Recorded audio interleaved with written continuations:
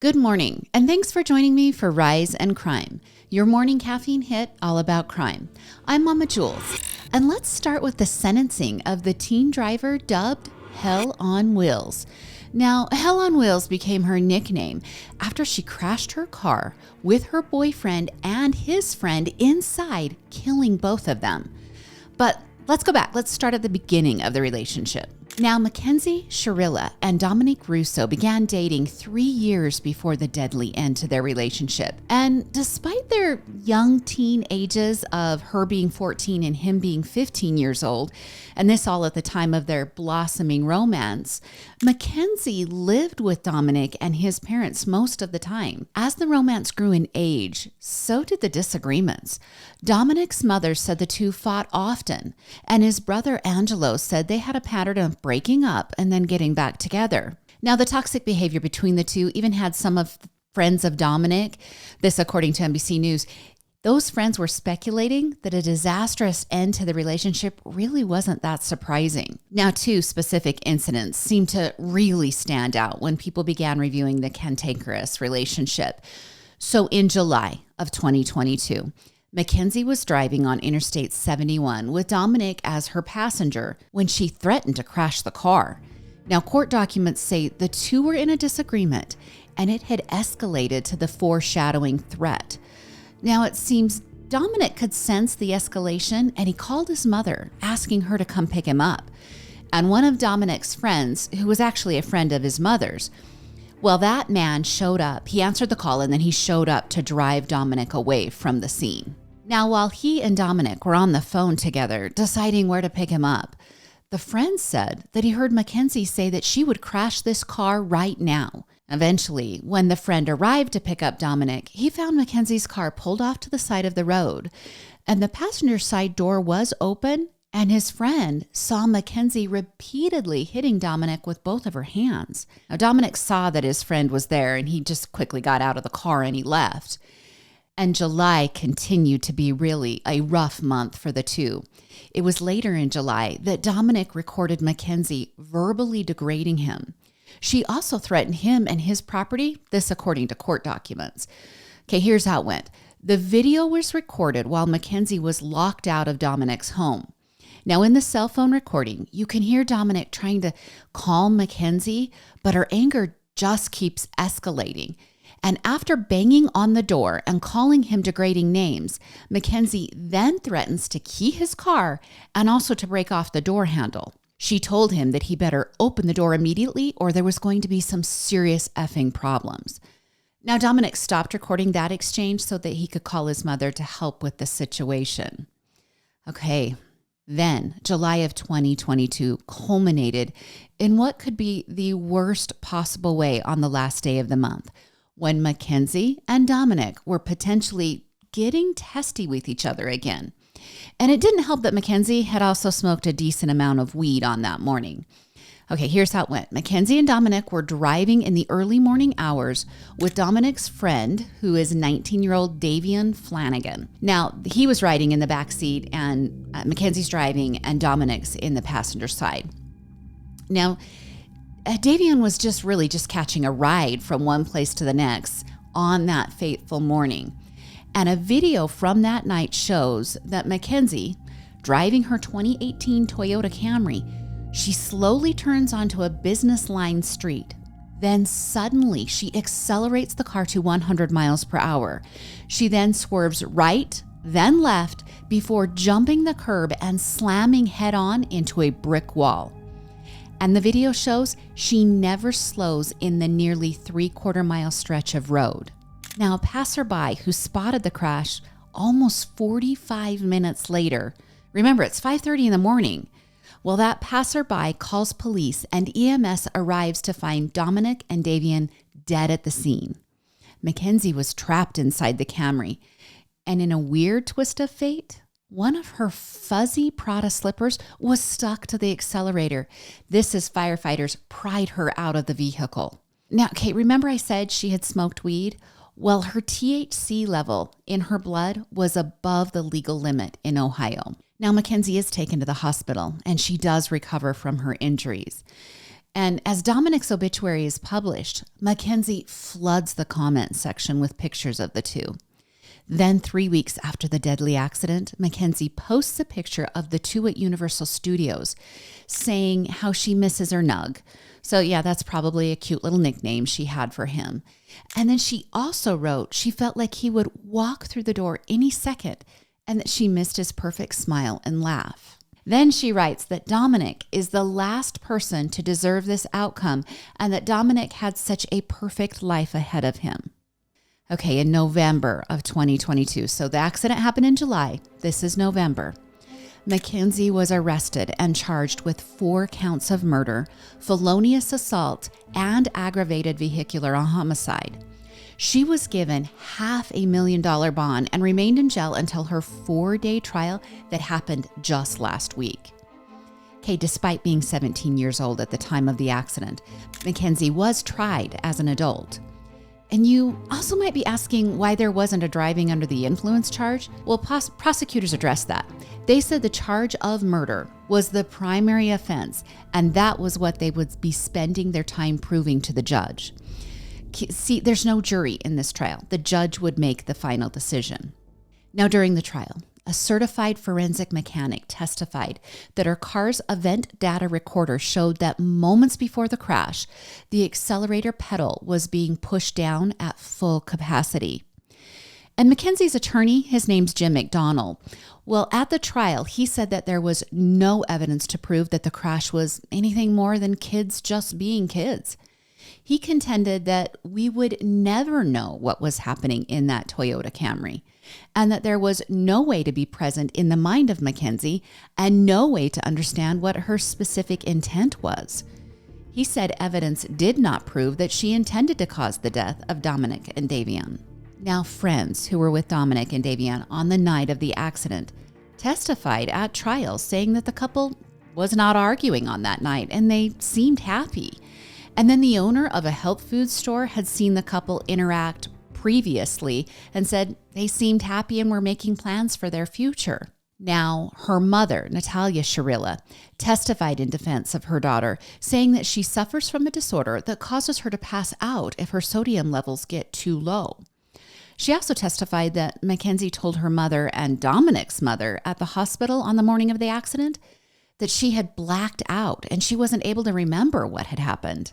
But detectives testified that when she was interviewed at the hospital, that she was showing grief and guilt and shame, and she also asked that her punishment be that they take her license away for 10 years. Now, Mackenzie did not take the stand in her defense, and the judge last week found Mackenzie guilty of all charges in the case. On Monday, that same judge sentenced Mackenzie to 15 years to life in prison after hearing from victims and also from hearing Mackenzie herself. Her 2 sentences will run concurrently. And Judge Nancy Russo, who, by the way, isn't related to Dominic, Judge Nancy Russo said she grappled with the decision to have the sentences run concurrently. She said she knew the pain in the room wants her to impose the harshest sentence, but that she felt this sentence was more appropriate. And she also said that she felt that Mackenzie would serve more than 15 years in prison. She said the key to her verdict and sentencing were the final moments before the crash. She said that Mackenzie morphed from a responsible driver to literal hell on wheels. Now, Dominic's mother, Christine, spoke at the sentencing and said directly to Mackenzie that she should be thankful that she is still alive and has a future ahead of her. She said Dominic and Davian were robbed of their futures, their hopes, their dreams. She then told Mackenzie that only God could save her soul. Now, before the sentencing, Dominic's father had told NBC News that he didn't want Mackenzie to spend her life in prison. He said the outcome was horrible for everyone. He also recognized that his loss of his son was probably harder on him than others, but that he didn't want Mackenzie's life ruined as well. Okay, during her apology statement to the family, Mackenzie said the following while sobbing. To the families of Dominic and Davian, I'm so deeply sorry. I hope one day you can see I would never let this happen or do it on purpose. I wish I could remember what happened. We were all friends, and Dom was my soulmate. I wish I could take all your pain away. And to my family, thank you for the support and the love that you guys have given. I love you all so much. Well, after the sentencing, Mackenzie was placed in handcuffs, and her supporters shouted that they loved her as she was led out of the courtroom. And I feel like I can't end this update without telling you at least a little about those that lost their lives. Davian was a star football player at Strongsville High School. His obituary said 2 of his finest qualities were his sense of humor and making others laugh. He had plans to attend barber school with hopes of opening his own shop one day, and his family remembered him for his loyalty and his strong Christian beliefs. And my favorite comment on Dominic's obituary page was that his 3rd grade teacher said, one day he shouted "Booyah" when class was over at 3 o'clock. And it became a tradition on each day. The class and the teacher joined in celebration by yelling "Booyah" when the day was done. So maybe today we can each pick a moment when we accomplish something small or maybe even big, and we can celebrate with a booyah. Now let's move on to Houston, where a woman has finally been arrested in the death of her landlord. Okay, we've got to head back to the historic and deadly freeze in February of 2021 in Texas. 3 successive storms had crippled the power grid in Texas, triggering mass power outages and eventually causing damages of $24 billion and precipitating somewhere around 300 to 500 deaths. But 78-year-old Colin Kardashi's death didn't have anything to do with the freeze. Police are contending it was all about one woman killing her landlord and then assuming his position as landlord at the property.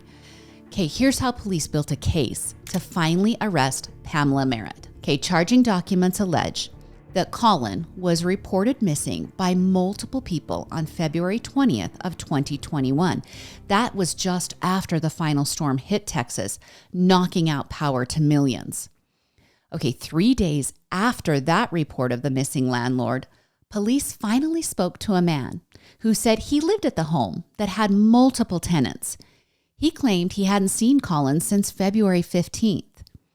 And then, that very night, police received a different 911 call from the house that Colin owned. It was another tenant named Joe saying he had returned to his rented room and he had found Pamela Merritt inside. It was then that the tenant said Pamela told him she had killed Colin. Now, police arrived at the apartment and they escorted Pamela to the hospital for a mental evaluation. But no arrests were made, and it seems very little investigation was done. And we have to remember, there's no body, and just a report that Colin is missing during a massive and destructive storm that is killing dozens inside that county. And this wasn't the first time police had encountered Pamela. In total, she had 6 times where law enforcement had transported her for a psychiatric evaluation. So she's got a little bit of a history that is probably framing the way law enforcement is weighing out the information that they had just received. Now, Pamela goes on in the following months to act as the landlord for the home owned by Colin. And police, well, they have no luck in locating the missing 78-year-old. Pamela rents an apartment to a woman named Tabitha, who then calls police because she thinks she might have stumbled into a murder scene. Okay, this all happened in October of 2021. So, about 6 months, 8 months-ish after the initial investigation was going on. Okay, Tabitha told officers that she found large blood stains on a mattress in a 3rd-story room. She said she also found a knife in a mailbox as well as a bin filled with blood in the crawl space. Well, police, they recorded the information and they went about their business. And it's important to note that Tabitha was also paying rent to Pamela and her boyfriend. So Colin owns the home, yet Pamela is pocketing the rent. Okay. Then 2 months later, the same tenant who was obviously not bothered enough by her previous discoveries to move out, well, she called police saying she found a decomposing body on the property. Now, the body was stuffed in a small area underneath the property's back stairs. And here's how all of that went down. She was concerned about statements that Pamela had made. So she tricked Pamela and her boyfriend into telling her where Colin's body was located. Then Tabitha, this tenant, she said Pamela kept reassuring her that the remains were that of a dead dog. But Tabitha called police anyway. And when the police showed up, Pamela and her boyfriend were painting over a blood-stained wall on the second floor. And then when Pamela was questioned by the police on that visit about the remains that were found, Pamela said she was sure Colin had faked his death and was living in Africa. Now, Pamela also said the blood in the house was from rotten meat that had spoiled in a broken refrigerator. Okay, eventually an autopsy confirms that the body that was found behind the stairs was Colin. He had multiple stab wounds to his shoulder, torso, head, neck, and chest, as well as blunt force trauma to his head. So Colin was found on his own property 10 months after he was killed. Leaves us with lots of questions about this rental situation. But one neighbor did confirm to KHOW that the house had a rotating cast of characters living there, and that police were never really clear on who or how many were living there at any given time. Now, the police did name Pamela a person of interest in March of this year. Okay, that's 2 years after the murder. But it wasn't until this week that Pamela was arrested and charged with that murder. She is being held in the Harris County Jail on $250,000 bail. She also was deemed unhoused at the time of her arrest. Now, in another bizarre twist, Colin is still listed as the owner of the property where his body was found. Kind of makes me wonder, who's been paying the taxes? Now, I can't tie this one up with a neat little package with a bow. All I can provide for you is the details so far, which is leaving multiple questions unanswered. And I can tell you that Pamela will be assigned a public defender, and her boyfriend was not charged with murder, but he has been charged with tampering with evidence. So I'll keep watch on this case and let you know how it all plays out and how many more bizarre twists are discovered. And now to an update on the Pittsburgh dentist who is convicted of killing his wife. Okay, when I covered this story in depth on the June 29th episode of Rise in Crime, the years-long mistress of Lawrence, or Larry Rudolph, that's what I'm going to call him, is Larry. Well, she had been sentenced in the killing of Larry's wife, Bianca, but we were still waiting to see what was going to happen with Larry. Okay, see, Larry and Bianca had met in college, married, had 2 kids, and they built a thriving dental practice together, with Bianca managing their home life and Larry buying into the Three Rivers Dental Group. As the years carried forward in the marriage, at least 2 things seemed to stay constant. Bianca and Larry loved to hunt big game together, and Larry and his mistress, Lori, well, they loved to love on each other. So in 2016, Bianca and Larry set off on a 2-week hunting trip to Zambia. And the quick recap is the hunting wasn't that great, and Bianca ended up dead by what Larry said was an accidental self-inflicted gunshot wound. Now, Larry changed his story a few different times, and that led a former FBI agent to start digging into the case. The investigation took years to complete, mostly due to the fact that Larry and Lori, his mistress, were in America, and the murder happened in Zambia. But eventually, agents nailed Larry on life insurance fraud, which helped them secure the murder charge.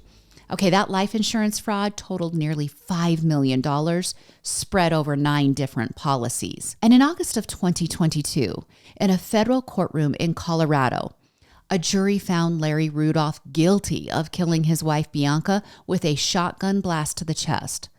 Now, the evidence that convinced a jury was that the pictures from the Zambia authorities showed that Bianca was shot from 6.5 to 8 feet away, which just can't happen if you accidentally shoot yourself. Now, you guys, it's been a year since that murder conviction. Those who love Bianca have been waiting a year for Larry to be sentenced. Well, finally, Larry was sentenced on Monday to life in prison for the murder of his wife. Before the judge handed down the sentence, Bianca's brother Vincent spoke in a victim impact statement. He looked at Larry and predicted that he would die alone and unmourned. He also said that Larry's future grandchildren would never know he even existed. And then, in a passionate claim, Vincent said that even Judas would be afraid to be in Larry's company, referring to the man who betrayed Jesus. Now, Larry not only will spend life in prison, but he's been ordered by Judge William Martinez to pay $15 million in financial penalties. Okay, with that money that was fraudulently taken from the insurance companies, Larry and Lori had built 2 homes, one in Arizona and another in Pennsylvania. They had also purchased 2 luxury cars, an Aston Martin DB11 and a Bentley. Now, the 2 homes and the 2 cars, they're going to be seized and used to pay back his financial penalties. And as a reminder, his mistress was sentenced to 17 years in prison for being convicted as an accessory to the murder. She has filed an appeal in her case. And Larry's attorneys, well, they also vowed on Monday that they would appeal the sentence and conviction, saying simply, their client is innocent. And federal prosecutors made a statement following the sentencing on Monday that said, no matter how much money, prestige, or power you have, you will be held accountable for your crimes. Okay, what about his 2 adult children? Well, they lost their mother to murder and their father to the prison system. Neither child appeared at their father's sentencing hearing, but Anna Bianca, the daughter of Larry and Bianca, did testify at Lori's sentencing 2 months ago, and neither child has spoken publicly about their mother's death. Well, that's your Thursday episode of Rise in Crime. 5-star reviews are always appreciated on Apple or Spotify or wherever you get your podcasts. And you can follow us on Instagram and TikTok. And please subscribe to the YouTube channel. Join me again on Monday for more morning crime news. I'm Mama Jules, and keep safe out there.